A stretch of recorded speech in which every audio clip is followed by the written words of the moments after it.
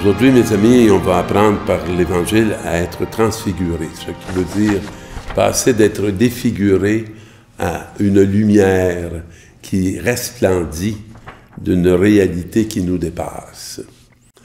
Mais dans la première lecture, on va faire face à une réalité qui n'est pas évidente et qui laisse depuis des millénaires des questions qui ne sont pas encore solutionnées au complet.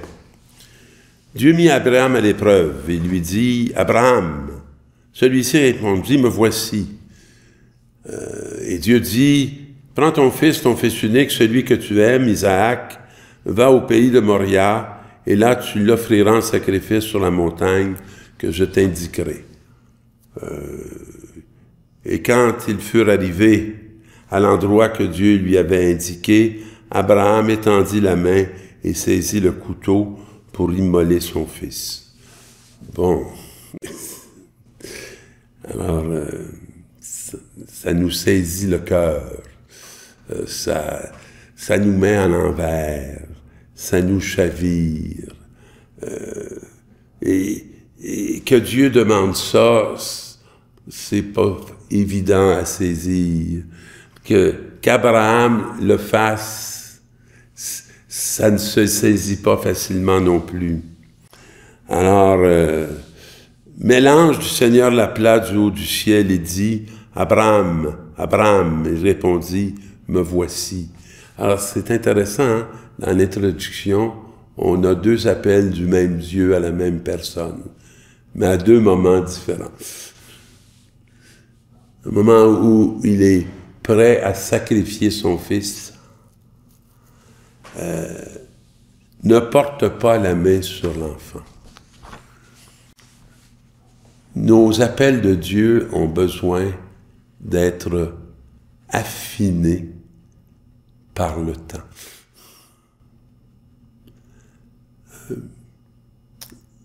Le premier mouvement est le premier mouvement. Et quand arrive le deuxième mouvement, à nouveau, on a à replacer sous l'angle de la parole la lumière dont on a besoin pour vraiment accomplir cette volonté. Et ne lui fais aucun mal, je sais maintenant que tu crains Dieu. Alors, ce que cette parole nous dit dans un premier temps, c'est que la crainte de Dieu, Dieu mis en premier, est quelque chose de fondamental pour être capable d'accomplir la volonté de Dieu. Et que cette volonté n'est pas nécessairement ce que l'on en a saisi dans ce premier temps. Et que sa parole va venir lentement éclairer pour qu'elle soit plus ajustée. Et ça a une conséquence dans ce texte-là, c'est que ta descendance, toi qui n'en avais pas, que ta descendance, que ta fécondité va être à l'infini.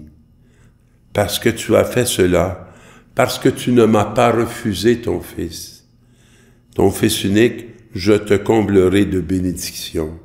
Je rendrai ta descendance aussi nombreuse que les étoiles du ciel et que le sable au bord de la mer. Et moi, dans cette parole, j'entends que Dieu ne veut pas la mort du Fils. Mais s'il a consenti à la mort de son Fils, ce n'est pas pour la mort, c'est pour la résurrection. À nous de le méditer longuement dans ce temps de carême. Et dans la deuxième lecture, « Frère, si Dieu est pour nous, qui sera contre nous ?» Et ça, c'est une autre sagesse extraordinaire, je dirais, de l'expérience chrétienne. de savoir que si Dieu est avec nous, si Dieu est pour nous, il n'y a rien qui peut être contre nous. Et que si on vit notre réalité, une main dans la main de Jésus et l'autre dans la main de l'humanité, la victoire sera signifiée. Alors, il dit, qui accusera ceux que Dieu a choisis, comme le Fils a été accusé? Puisque c'est Dieu qui justifie, ce qui rend cette réalité juste, c'est Dieu. Qui pourra condamner, puisque Jésus-Christ est mort? Plus encore, il est ressuscité. Et ce petit « plus encore » est tellement essentiel. Parce que souvent, on a l'impression que la mort, c'est le dernier mot. Non, c'est l'avant-dernier mot, avant que la parole s'accomplisse. Et la parole, l'accomplissement de la parole, c'est cette résurrection.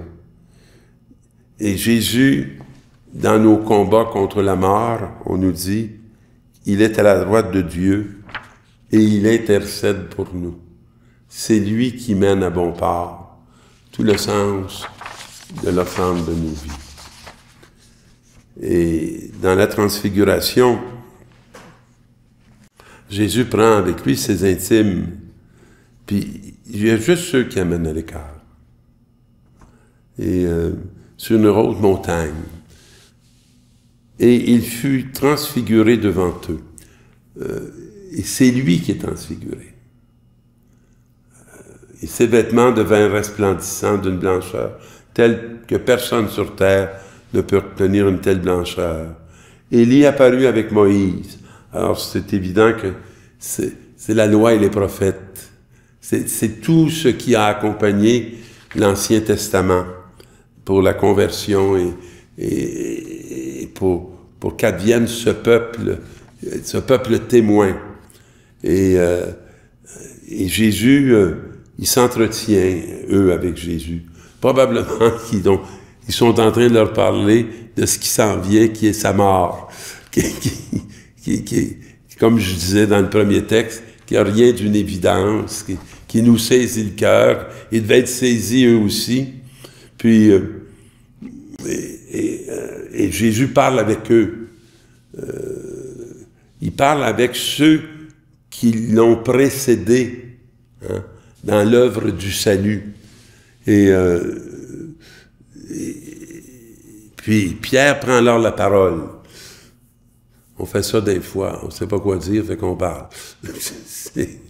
Et il dit, dressons donc 3 tentes, une pour toi, une pour Moïse, une pour Élie. C'est comme si Pierre veut arrêter le temps. Il veut... de fait, il ne savait que dire, tant était grande leur frayeur. Des fois, on a peur, on a très peur, il y a des choses qui nous angoissent. Puis on parle, on n'arrête pas de parler, puis on n'arrête pas de consulter, puis on n'arrête pas de... Alors que la sagesse voudrait qu'on s'arrête et qu'on se confronte à la lumière, à ce qu'il y a de lumineux qui nous a été donné. Et là, on nous dit, arrive une nuée qui les couvrit de son ombre. Moi, je trouve qu'il y a quelque chose de paisible à être couvert par l'ombre. À un moment donné, on arrête de s'agiter, on arrête d'avoir peur, puis on l'habite. Et de la nuée, une voix se fit entendre. C'est beau cette communication. Pendant qu'on habite l'ombre, une parole qui dit « Celui-ci est mon fils bien-aimé, écoutez-le. » Et là, on passe de Moïse et des prophètes à Jésus. Et voilà la parole. Voilà la lumière. Voilà celui qui va nous faire la grâce de l'Esprit Saint qui va venir en nous. pas demeurer à l'extérieur de nous, venir en nous. Écoutez-le. Soudain, regardant tout autour, ils ne virent plus que Jésus seul avec eux. Et dans ce mot « seul », pour moi, là, Jésus est seul avec eux, comme chacun est seul avec lui. Parce que chacun est unique.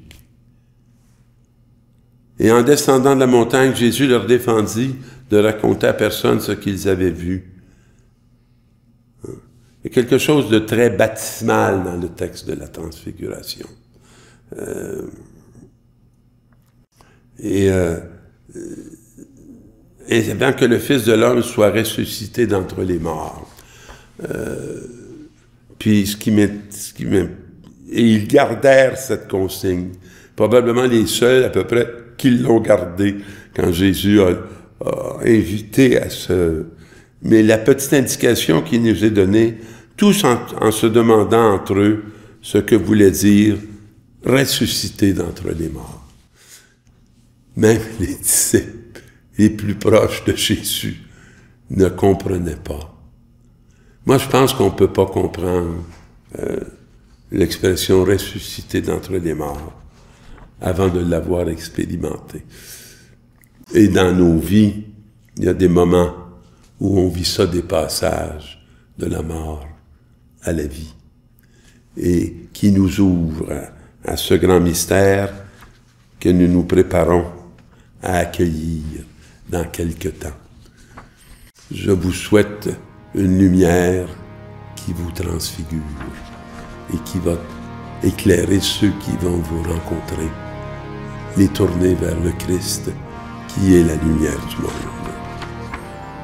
Bonne suite de carême.